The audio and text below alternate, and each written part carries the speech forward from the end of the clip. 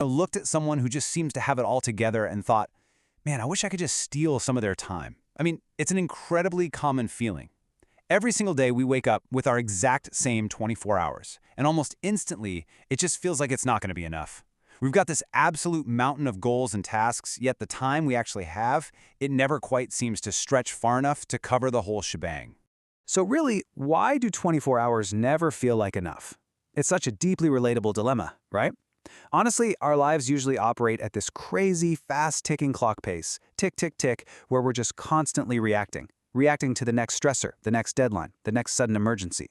But for this explainer, we're going to intentionally hit the brakes. We're slowing that frantic pace way down to introduce a major paradigm shift. We're going to move away from that constant reactive stress and step into a much better framework, one of intentional, purposeful living. Now, to find a real solution to our modern time crunch, the source material actually points us way back to an ancient text, Psalm 90, verse 12. It says, "So teach us to number our days, that we may apply our hearts unto wisdom."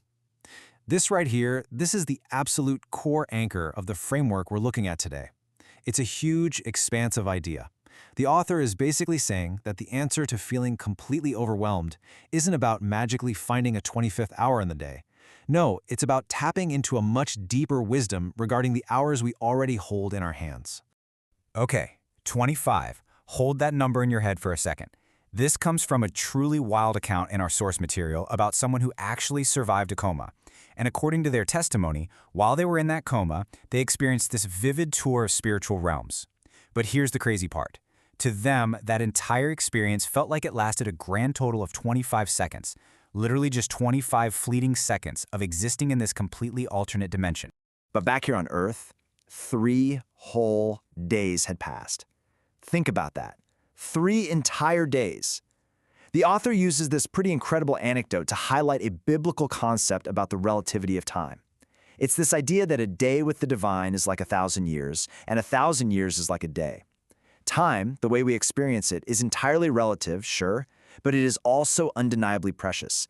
Every single time we wake up, we're handed a gift, and this whole framework challenges us to actually do something meaningful with it. And this brings us to a really critical distinction the source highlights. There's a massive difference between counting our days and numbering them. See, counting our days is just tracking time. It's passively watching the calendar pages flip by, basically just surviving from Monday until Friday. But numbering our days, that requires applying our hearts to wisdom. The text argues that numbering means planning with clear, deliberate intention. We're meant to use our time actively, and to do that, you have to consciously plan your day the very moment you open your eyes in the morning. Let's visualize this for a second. 1 day, 1 week, 1 month, 1 year, 1 lifetime. Time totally compounds, doesn't it? It has this huge cascading effect. If you don't manage your time properly, boom, a week goes by without a single drop of real progress.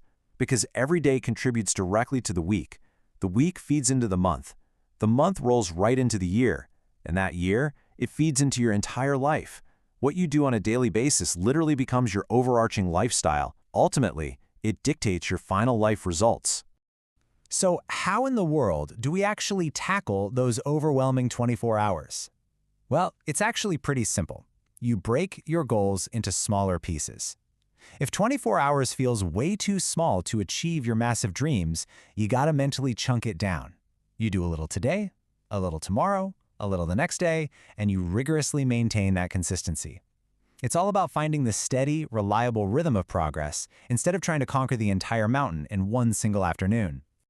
Let's look at a real-world example from the source. There was this content creator who looked back at their entire year and realized they had only produced 5 videos. Just 5. And why? Well, it came down to a total lack of consistency. They were probably just super overwhelmed by the massive macro goal of running a channel, and they totally failed to break it down into that daily, manageable rhythm we were just talking about. But get this, contrast that with what happened next. That exact same creator decided to commit to a new, highly manageable daily habit. They just decided to make 3 short videos every single day. That's it, just a little bit, day by day. And within a few short weeks, they blew past 40 videos. They literally asked themselves, wait, how did that happen? The answer is just undeniable. Consistency produces results. When you commit to doing just a little bit every day, you'll honestly be shocked by how much progress you make.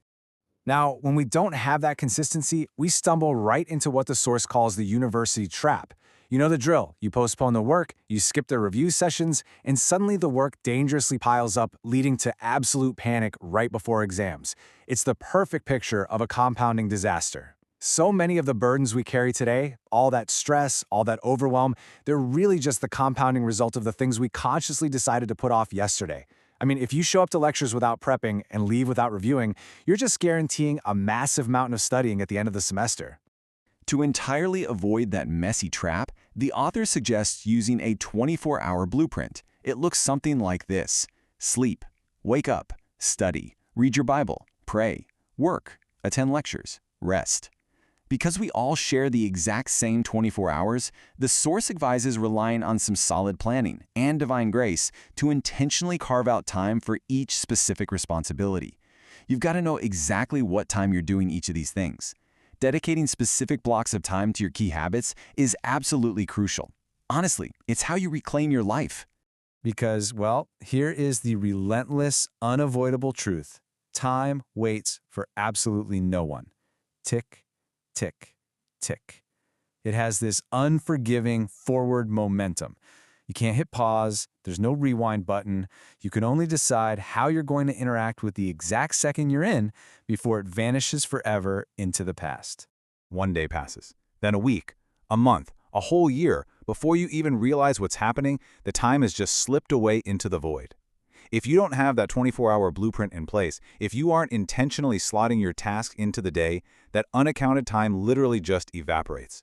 We simply do not have the luxury of assuming we'll just figure it out tomorrow, because, let's face it, tomorrow turns into a year ago in the absolute blink of an eye. Which brings us right back to Psalm 90. The source actually reframes this ancient text for modern productivity. So teach us to number our days, that we may apply our hearts unto wisdom. The author's main thesis here is that the wisdom to effectively manage our fleeting time, to consistently hit those daily goals, and totally avoid the crushing weight of postponed work, it doesn't just come from exhausting human effort alone.